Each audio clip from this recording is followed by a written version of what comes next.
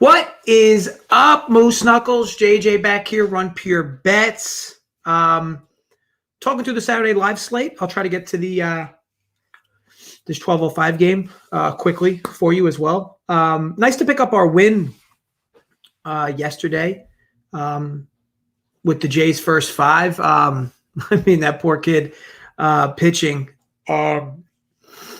on the other side, I mean, absolutely got roped. I don't know if you guys watched the game, but it was like 6 or 7 straight line drive rips. I think it was in the third or fourth inning where the Blue Jays just kind of started piling on runs.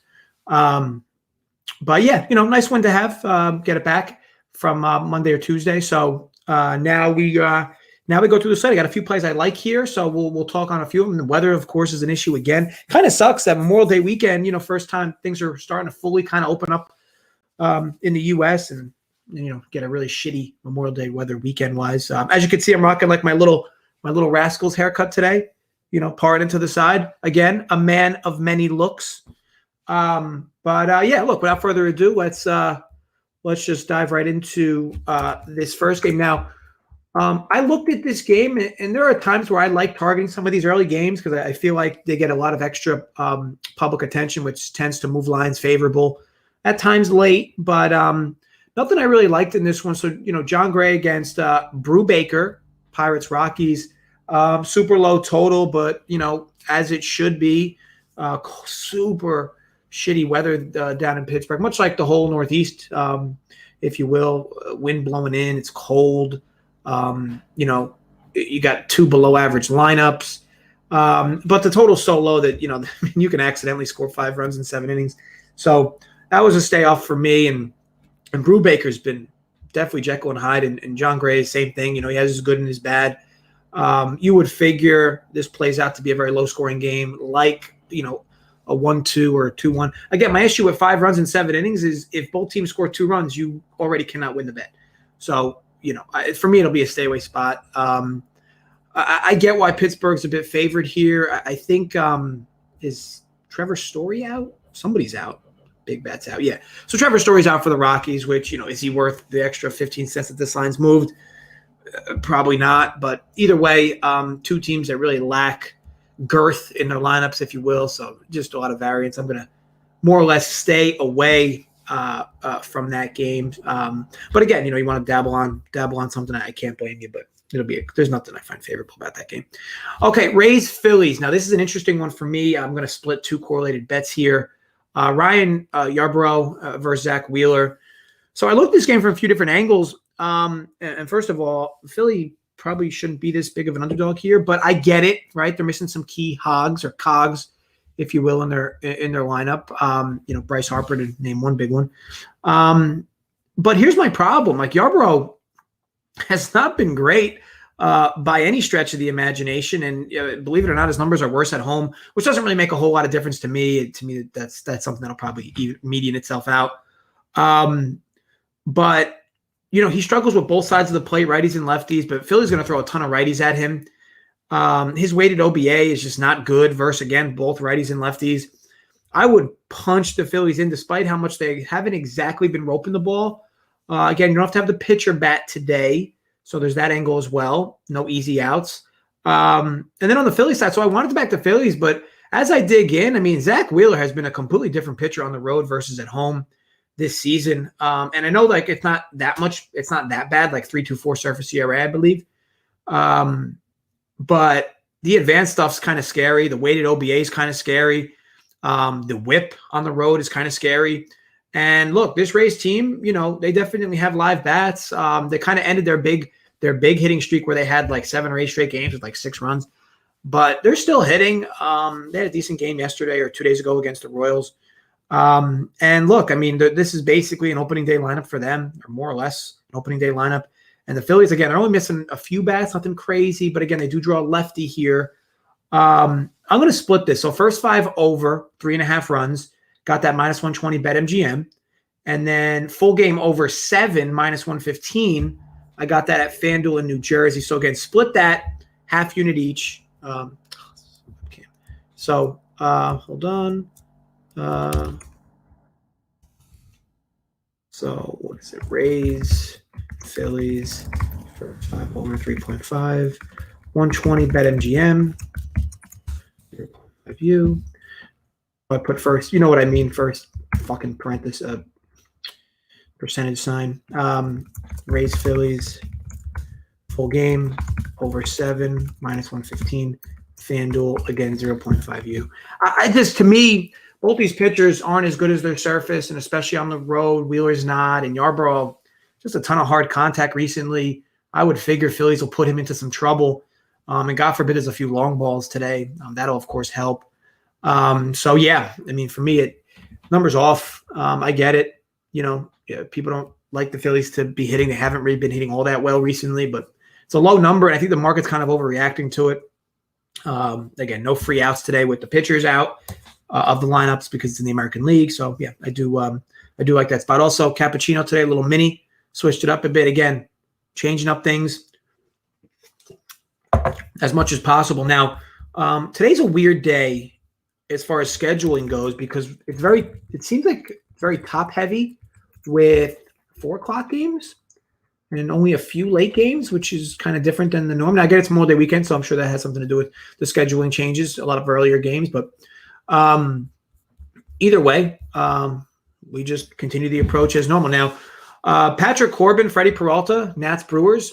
I have a line. I feel like is this another doubleheader?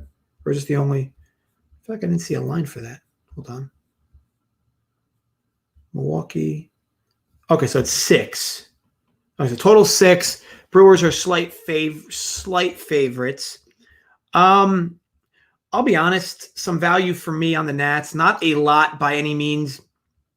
I'm not a Peralta guy. I get it. He's been pitching really well. His K per 9 has been phenomenal.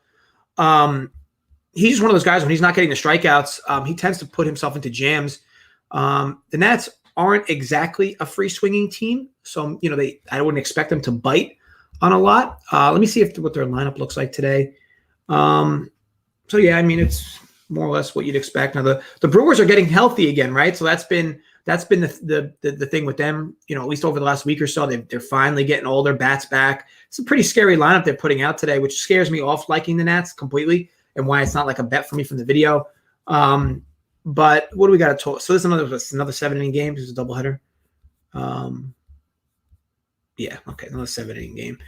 So a bunch of them today, which again adds a level of variance, if you will, to things. This will be a stay away spot for me, though, entirely. Again, we've called it extremely slight lean on the Nats, but I do get scared off by the Brewers more or less opening day lineup coming today.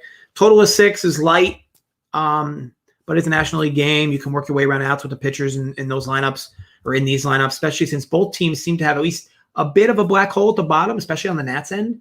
So yeah, going to be a stay away spot for me. Total's too low for me to like the under. It's probably just right for me enough to not like the over. And again, slight. For me, it's a complete coin flip. So plus 103, 3 cents of value is not going to move the needle for me. Wanting to take them. Again, I'm looking for 15, 20 cents of value. Just not going to get that. Okay, so next up, Orioles White Sox, another doubleheader game. Dallas Keuchel, Matt Harvey. Look, the Orioles are playing very bad baseball right now. Maybe today's doubleheader could be what sparks them a bit. But again, this is just a very, very unconfident team playing baseball. What have they lost? They lost 11 in a row? Is it that many? Let me confirm. 10 in a row. So they've lost 10 in a row. Look, to me, that's a very difficult team to want to back for obvious reasons. Now, granted, of course, they could play well, and I'm sure it's pounded into the market here with looking at them at plus 190. Matt Harvey's been a train wreck. Maybe that median's out a bit. He really hasn't been as bad as he's looked. He's looked bad, but I mean, his ERA is what, like in the 7s, 6. So, yeah, stay away spot for me. I can't back a team in the Orioles that's just not winning baseball games right now. Again, I always tell you guys this. I love betting on bad teams when they're playing well for their standards. Like if the Tigers win a few games in a row, or like the Orioles. If the Orioles go like 3 or 4 straight, scoring 4 or 5 runs, grabbing double-digit hits in most of those games, then I love backing them because again, the market's not going to react to that, and that's where you can kind of get a bad team playing well with value in the market. marketplace for them at all sports books. But spot like this, Orioles not playing well. It's in the line. I don't want any part of the Orioles here. They could, but I don't want any part. And again, I don't want to play the padded line in favor of the White Sox because of it. So that'll be a stay away from me. And the total's probably fair. Again, added variance with these 7-inning games kind of complicates things for me, but it'll be another spot where I stay away from. Okay, so Twins Royals, J.A. Happ against the journeyman Irvin Santana. Back in the day, he used to be quite an innings eater, guy that never really got strikeouts and just kind of mowed down batters through innings. Remember his days in Anaheim, or now Los Angeles, but these are two older pitchers, and Santana is not. I know his ERA is good, but this is going to be his first actual start of the season. I know he comes out of the pen as like a long reliever. How many games has he actually started this year? Oh, so he has started one game this year. Okay, I mean, like I said, he's been okay.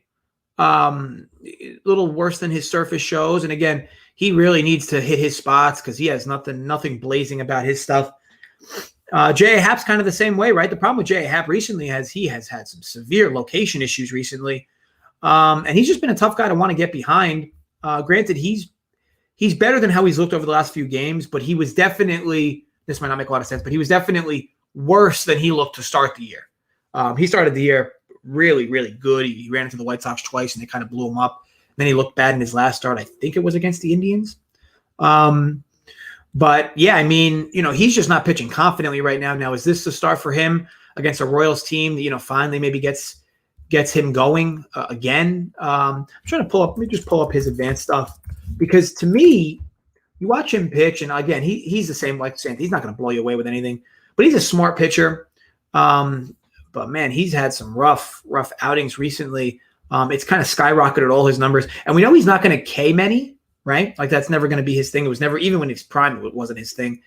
But what's been tough to watch, I mean, look at this. He's given up 19 runs in his last 3 starts. He did, however, pitch a lot better than it looked against Cleveland. So maybe he carries that into this start. And here's the thing with the Royals. Like the Royals start a lot of righty bats, but they've really never been a lefty mashing team. They have guys that can hit lefties. Like Whit Merrifield usually hits lefties really well. But like even a guy like Salvador Perez usually hits righties better. And Soler has been, woeful this season.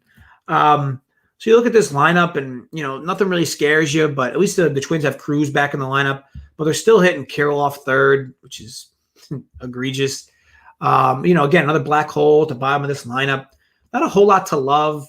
Total's 9.5 is probably where it should be. This will just be a layoff spot for me. It's 160. To me, I would have thought the overall marketplace would have adjusted to Happ struggles, but it really hasn't. So this line's fair to me at 160. Very slight, call it pennies of value.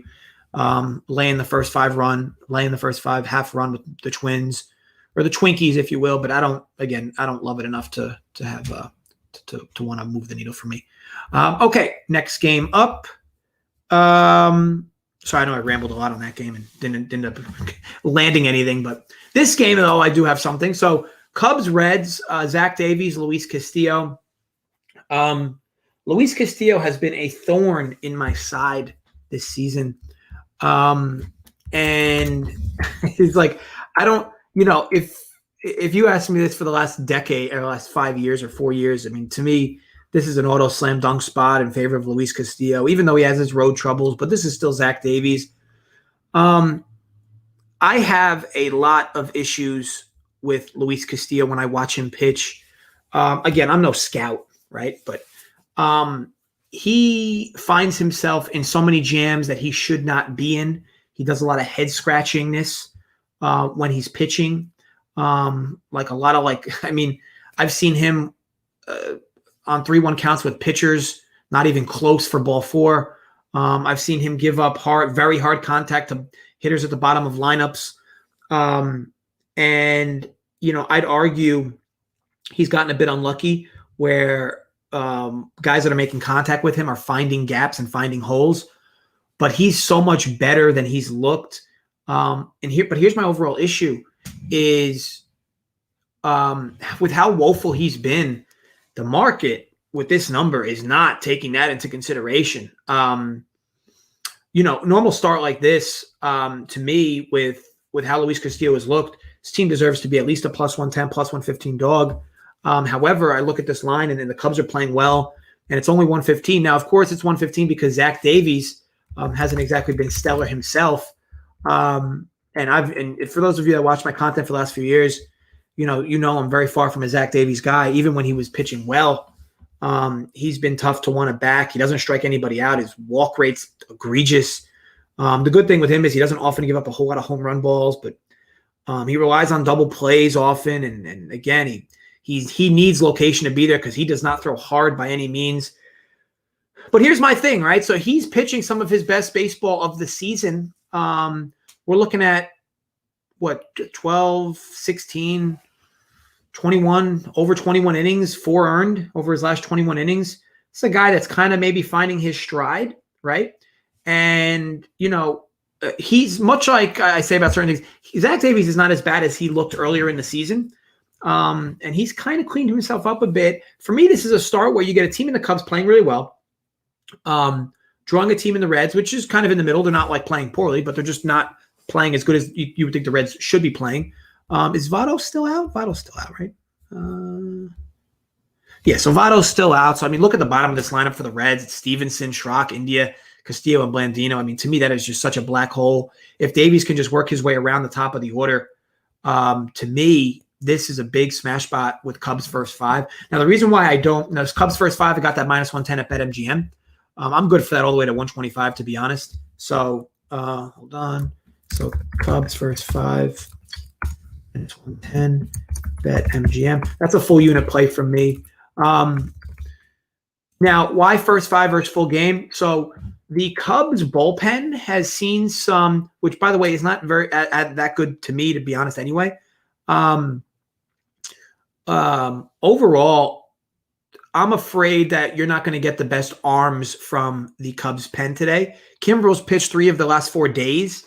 I'd be shocked if they run him out there again today. They could, but this dude would have pitched 4 days, not 4 games, 4 days out of his last 5. So I don't think Kimbrel's even going to be available today. And some of the other bullpen arms have seen some egregious work recently. They've won a lot of close games, the Cubs. So to me, and Zach Davies is not an innings eater either. So I get a little worried if I'm talking full game here. But what I have met, first of all, another stat for you junkies, I think Luis Castillo's undefeated. Run, yes, in the first inning. In Luis Castillo's starts, whether he's given them up or the opponent has, yes, there has been a run in the first inning, so something to keep in mind. I don't like betting first inning bets because they come with added variance, but for folks that like making that bet, I don't believe he's lost the first inning. I don't think there's been one start from Luis Castillo that has not had at least one run in it. So just keep that in mind. But yeah, for me, look, I get a pitcher in Davies who's throwing the best he's thrown all year in a collective amount of starts, and Luis Castillo still can't figure things out. There's also the narrative here that, Castillo's career numbers make so much sense when he's home and when he's pitching in warm weather. This is on the road. The weather is shit. So, yeah, a lot of factors here lean towards Castillo being a real tough being in for another real tough start. Now, granted, he can find himself, and I have such problems with Castillo because I'm such a Castillo fan. Like, I love watching him pitch. He can touch 100 on the gun, and he's got a really good slider. And he's just a passionate pitcher. You can see it when he throws, but man, he's cost me some money this season because I've backed him even in spots where he should be pitching well and he's not. And now you draw a Cubs team that's hitting well. And they basically have, I know they're dealing with some injuries, but they basically have what would be their best lineup they could put out today, with injuries and such. But so, I like him to put a little pressure on Castillo. And look, Zach Davies is not perfect by any means, but I would think the Cubs play well here.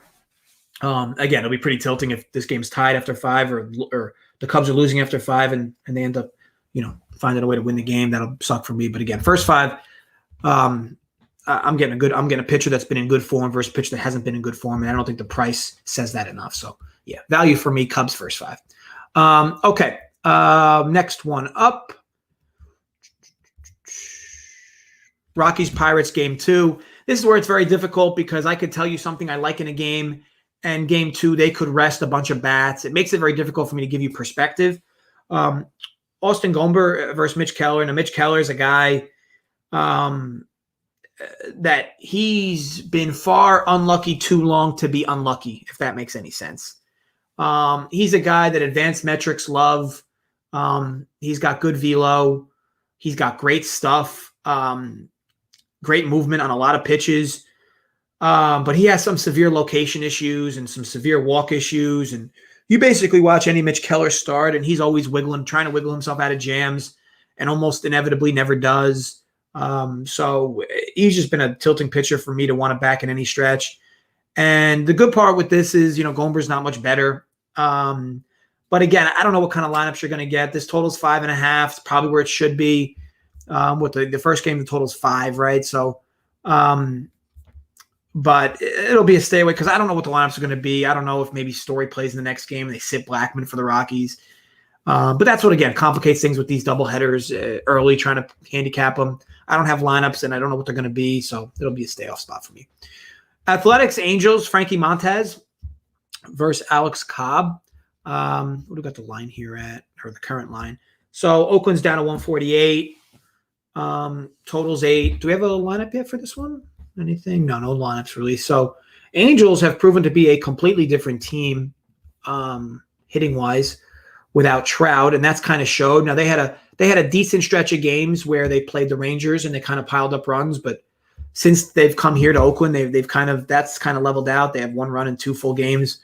And Montez is a tough is a tough guy to get a hold of consistently. Now, Montez, I'm sure will say the same thing. He has not had a year that he's expected to have, and of course, he got suspended for PEDs a year or 2 back. But he's a better pitcher than this. And Alex Cobb, I mean, a true journeyman that's kind of refigured himself out. Remember when he was a complete gas can for Baltimore a few years back? At least he's looked better recently. He still has K upside. He's always had that. But this is a real tricky game for me. Oakland's probably should be favored at this number. And I don't see any value with Oakland. And the Angels are just a tough team to want to back right now. Without Trout in this lineup, pitchers can go right at Ohtani. And Rendon hasn't exactly been, blistering the ball either. So without them 2 hitting, this lineup is just very, very below average. So it'll be a stay away spot for me. Maybe lean under the number of 8. But, these teams have enough pop where a home run or 2 kind of blows that out of the water. So stay away from me completely for that one. Okay, Red Sox, Marlins, Nathan Eovaldi, Trevor Rogers. 2 live arms here going at it. I will tell you this. The Red Sox are a team that I have not read correctly all season long. That will probably be the reason that will probably more further explain why they're 31-20.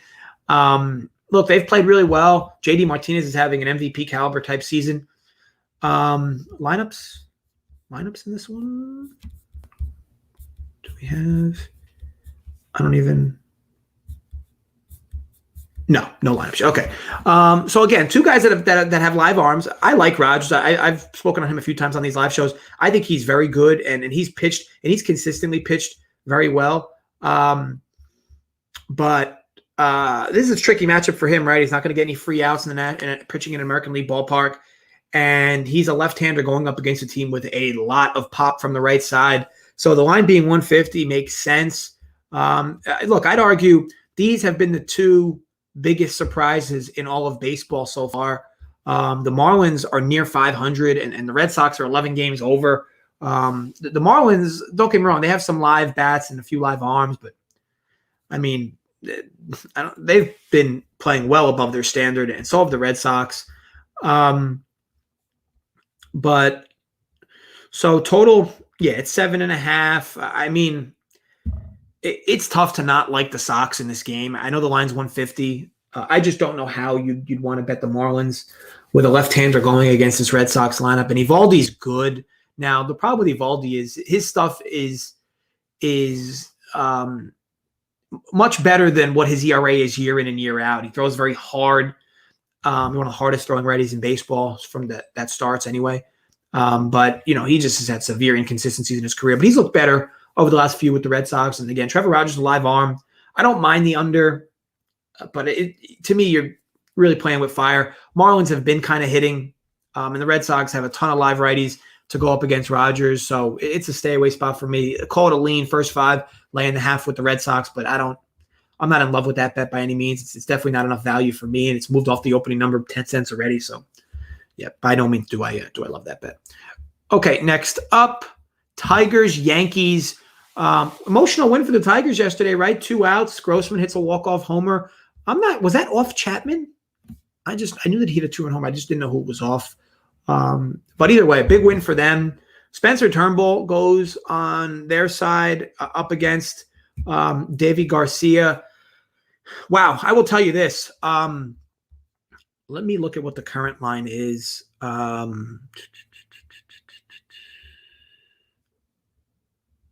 Okay, so current line is 130. I will be completely honest. This line doesn't make any sense to me. It's for a few reasons. In what world do the Yankees deserve to be 130 against the Tigers? I don't care how emotional that win was yesterday. First of all, the Tigers are that, like I said, that bad team that's not really in a stretch where they're playing well. They had a few good games, right? A while back where they won 4 straight, right? And they were hitting a ton. And I was riding their bats there, not exactly their wins, but their bats, and that proved fruitful. But they are not playing well by any means. The big question I have here is if Grossman doesn't hit a 2-out, 2-home run walk-off in the bottom of the 10th yesterday, is this line even 130? Now I get it. So Garca, is this kid making a debut, or does he have any? So he's already pitched. Garcia. Sorry, I read that wrong. Now my issue is, did he start? Okay, so he did start the last game. Pitched okay. So I get it, right? So it's a little scary, right? Back in the Yankees on the road, with a young kid who's probably got a lot of Jekyll and Hyde to him. I'm interested to see. So the Tigers put up a lineup, which is basically a near opening day lineup. So I'm interested what the Yankees lineup looks like. And I know Turnbull's been good. Like, I get that. But the Yankees have been playing really well. And I know that they lost yesterday, but I felt like they did enough to win. Obviously, that they didn't, though, and they lost a few to the Jays. But and I know Stanton's been terrible. But he should be back in the lineup. I would assume he'll be back in the lineup today. To me, this is all about pressure, right? Like, if this game goes to the Pens, and it's tied, that's a huge advantage for the Yankees. And I know that the Yankees used their best pen arms yesterday, but so did the Tigers. The game went 10 innings. The Tigers really only have like 2 or 3 live arms in their pen. The one guy, I think Soto, who throws really hard, he threw yesterday 19 pitches, and Garcia ends up getting the win. Fulmer is one of their better middle guys. And it wasn't Chapman that gave up the game yesterday. It was Wilson. So to me, that's not a big deal. Let me just look at something with regards to, I'm interested in the Pens. And I will tell you this, when you're handicapping games, you should always keep an eye on, you should always understand what the bullpen situation looks like or will look like, because it helps you when you're handicapping. Like, yeah, sure, if a guy pitched the day before and you don't know that the manager's not going to throw him 2 days in a row for whatever reason, then sure, that's an issue. But like, if you know guys from the pen have pitched 2 days in a row, you can guarantee they're not going to pitch 3 days in a row, or almost guarantee they're not going to pitch 3 days in a row. The Yankees Chapman shouldn't have thrown 2 days in a row. So I would assume Chapman would be good to go back again today. I'm just confirming that real quick. And I know that, sorry for kind of doing this live, but it does put you through, I am able to put you through a little of my perspective when I do this. Oh, he might have pitched because they won 5-3. He might have thrown 2 days in a row. Oh, no, they didn't. So Chapman, to me, Chapman's good to go. Chad Green's likely not going to see innings today, which is fine. And I don't know. Obviously, this kid's probably not going to go more than 4 or 5 innings anyway. But, man, like, this Tigers team, looking at a line that's 130 is so crazy to me. Yeah, to me, it is such a Yankees spot. I'm interested to see what other markets have. And this might be a play that I end up making live anyway. But, yeah, the Yankees at 130. to me. And again, the people are like, oh, this sport's fixed or this line. The line's probably what it should be, I guess, maybe. But the Yankees 130 against the Tigers. If this game's tied late, you know how much of an advantage the Yankees bullpen has over this Tigers pen? So, yeah, to me, strong lean, call it Yankees 130. Okay, next one up. Astros Padres, Jake Odorizzi, Yu Darvish. On paper, huge pitching disparity here, but the numbers have it in there, right, or melted in there, if you will. That's why the Padres are 145.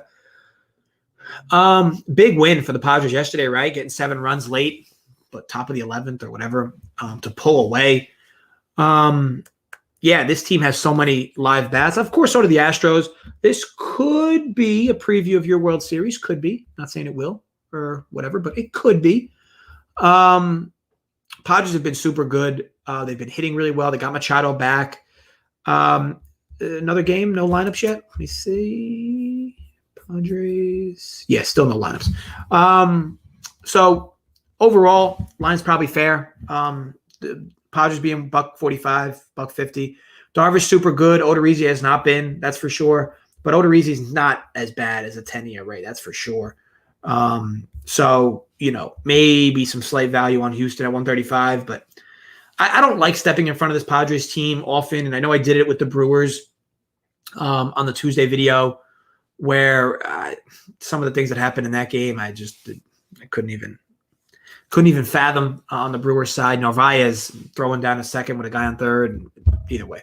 So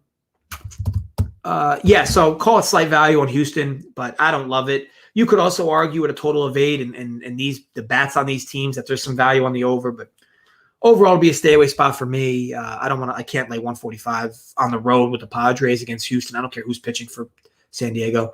Call it a stay away spot for me. Indians, Blue Jays, Sam Hentges, imagine. Ross Stripling.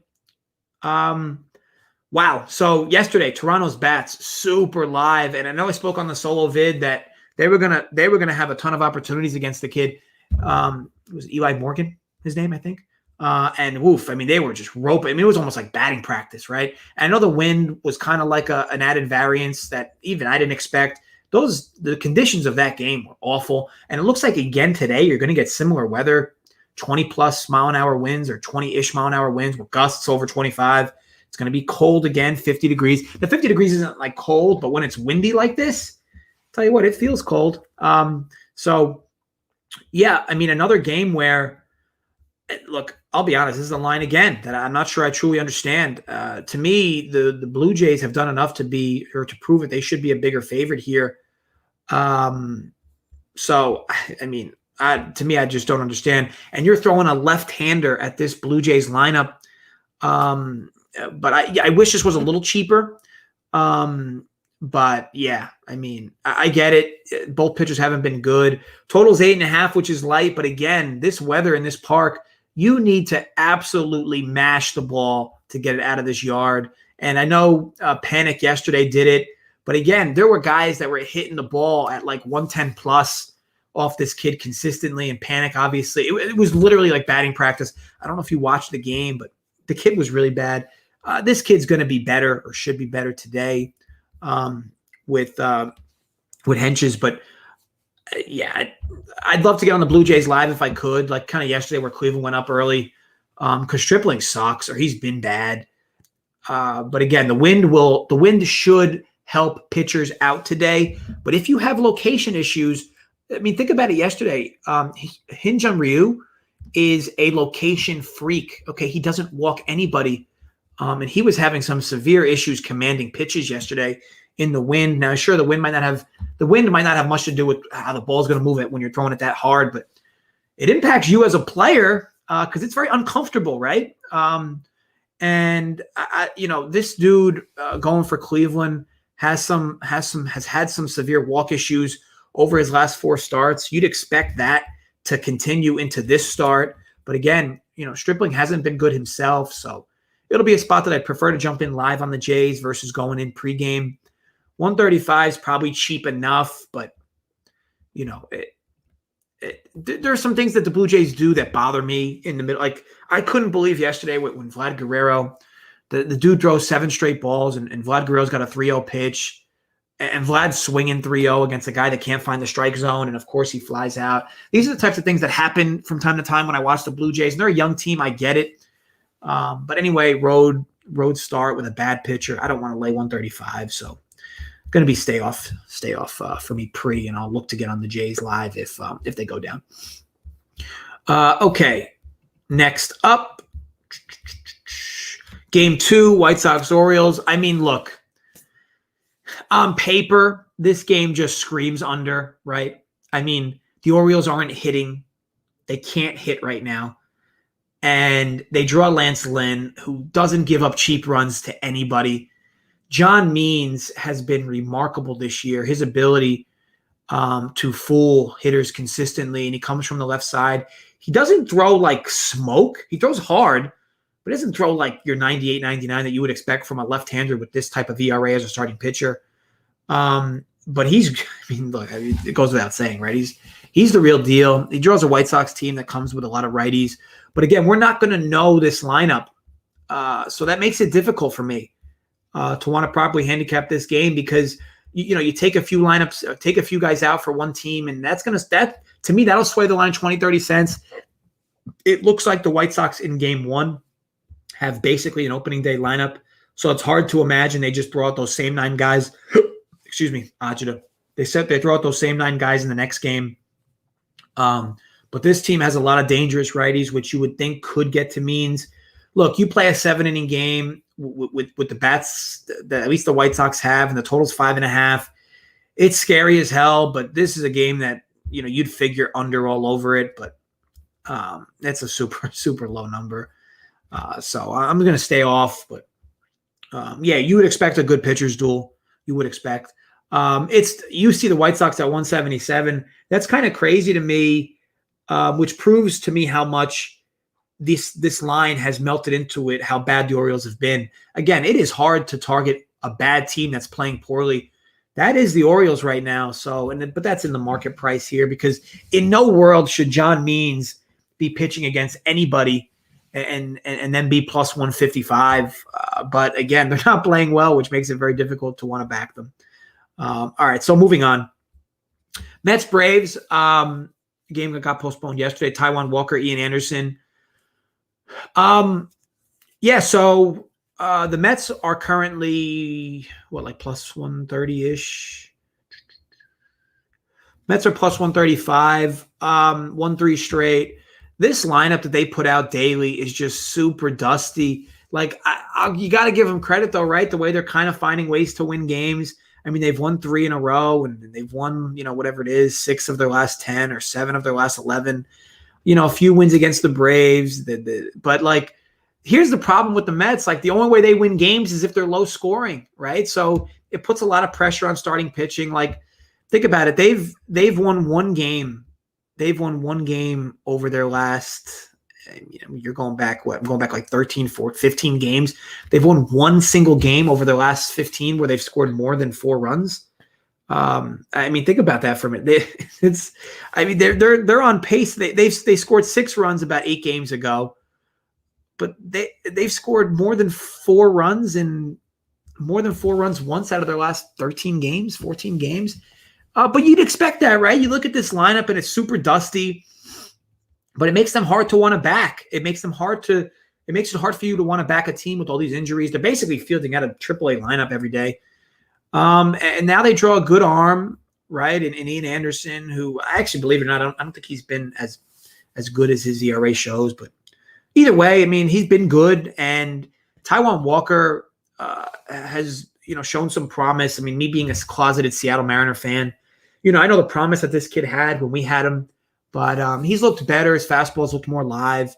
Looks like he's put on some muscle as well, which has maybe helped overall with helping his velo. But it's super tough, because I'd argue there's value on the Mets here, but the problem is I know if the Mets are going to win, it's because that Taijuan Walker throws well. They're not going to just pile up runs against Ian Anderson. So I mean, they're not going to pile up runs with this lineup against Ian Anderson. So at 6.5, I mean, I'd say there's probably value on the under, maybe. But again, 3-3, and that bet's a loser, so it makes it tough. But it's tough not to. Yeah, there's just so many different angles for this where I got arrows going different directions. So it'll be a stay away spot for me, but maybe something I mentioned could make it more helpful for you in the decision you plan to make if you bet this game. Okay, so next up, Brewers Nationals, Lester, Brett Anderson.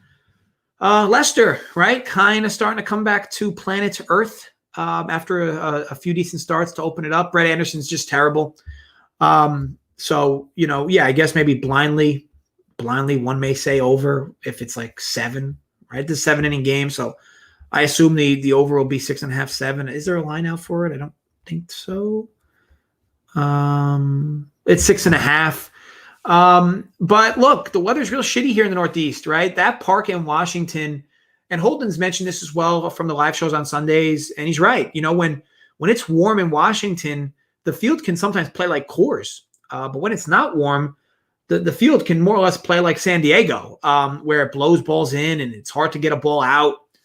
And again, this is another doubleheader where you're not going to have the lineup, so it makes it even more trickier or adds more variance if you're going to bet it early.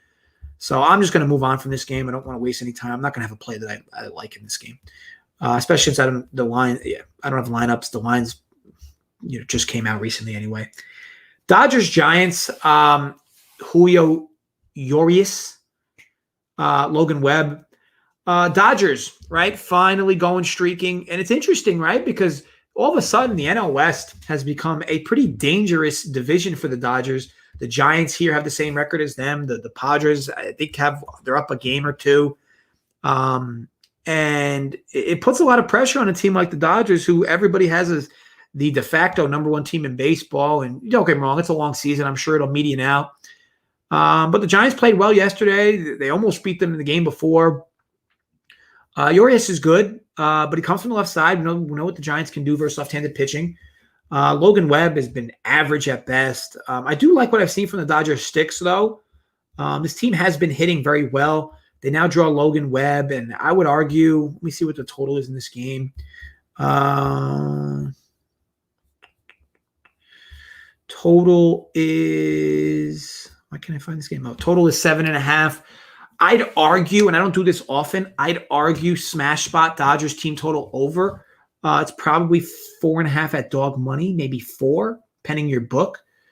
The reason I don't love it is you guys know I don't like taking home favorites team totals because you lack that 8th at bat if the Giants don't score runs today, and that very well could happen.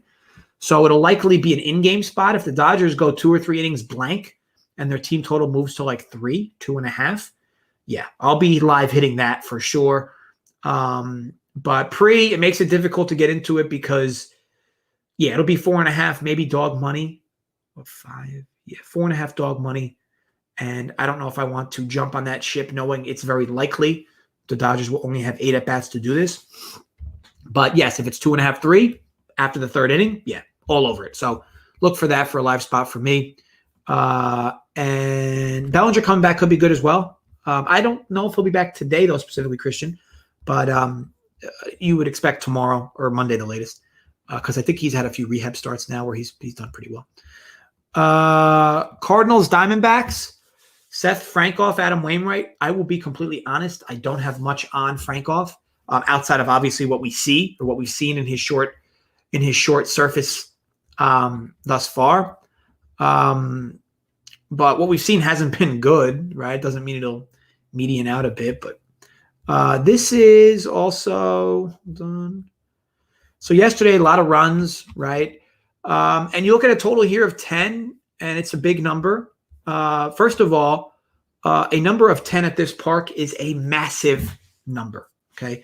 Since Arizona implemented the humidor, if you will, this number is massive. In Arizona, so here's what I find so interesting. And the Diamondbacks have lost 12 in a row, okay? And yet this line sits at $1.34. To me, that is so egregious, super egregious, if you will. And I haven't been somebody who's been riding this Diamondbacks losing streak because a lot of these lines have been padded. And look, they're starting to find some life with the sticks, which is good. But the Cardinals are no slouch hitting either, right? Frankoff's righty or lefty? He is a righty. Okay, if he was a lefty, that would have been a little more egregious. Diamondbacks pen's awful, but not with the Cardinals pen's that great either. Overall, to me, if this goes down a little more like a $1.30, hammer spot with the Cardinals. Again, primarily because Diamondbacks just aren't playing confident baseball, and their streak will end, and it probably will end on a home game, which is like today. But it's likely to end on a home game where they have a decent arm going. Frankoff, while I'm sure the Diamondbacks have higher expectations from him than what we've seen, he has not been good at all, and he draws a very dangerous Cardinals lineup here. Wainwright's been due for some regression to a certain extent. But look, he's a guy that relies a tremendous amount on location. He does not throw blistering stuff by any means. If you watch him pitch, I think he has like a 65 mile an hour curveball he's been throwing, which is interesting. But look, Diamondback sticks are starting to get going, so maybe that holds some merit as far as them kind of turning the corner. So I'll wait this one out. I'll dig into it a little deeper, but you couldn't pay me to bet on the Diamondbacks today. That's for sure. A team that's lost 12 in a row. Yeah, no, thank you.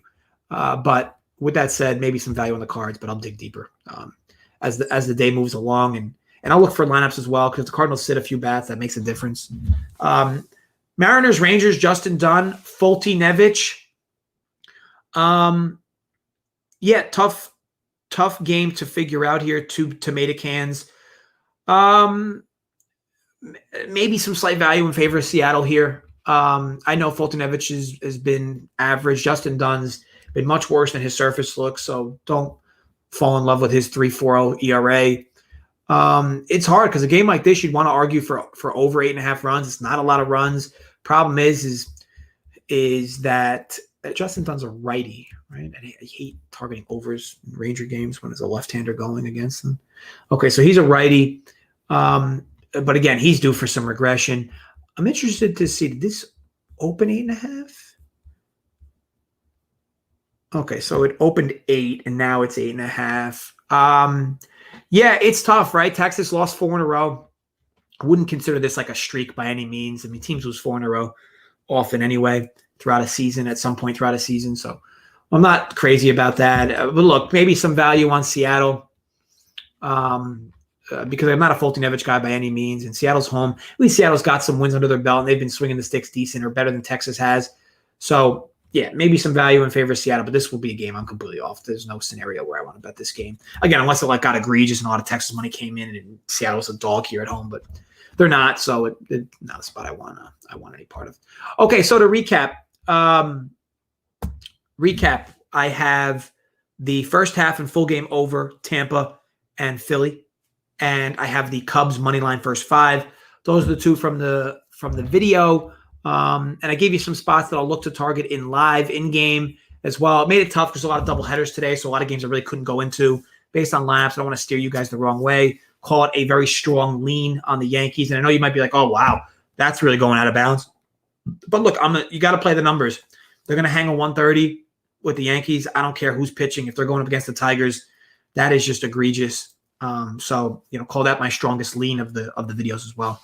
But other than that, I hope you found the videos helpful. Again, I try to go through each game, give you perspective. And even if you were thinking about betting one side or the other, hopefully I can steer you or help steer you in the direction you had wanted to go in, or maybe steer you away from a bet that may have been a bad one. Either way, it is Memorial Day weekend. I hope you guys enjoy yourselves. I know the weather's not so good up here in the Northeast, but maybe it is where you are. So I wish you guys, nothing but a safe, fun, and healthy weekend. I will see you guys, or night, because I'm going to see you guys again tomorrow. I will see you tomorrow for a live video. Joey Holden talking the baseball slate again. Spread's going to be right back here in 10 minutes. We're talking NBA. And then Keg and some of the other members of the DFS crew will have a live betting show as well for you today. So a ton of fun content here. Check us out, runpurebets.com. See what we're all about. Join our Discord, especially if you join, because that's the most profitable part of it all. But again, look, thank you guys for joining in. I wish you guys nothing but the best of luck with all your bets. And I will catch you guys tomorrow. Stay safe, folks.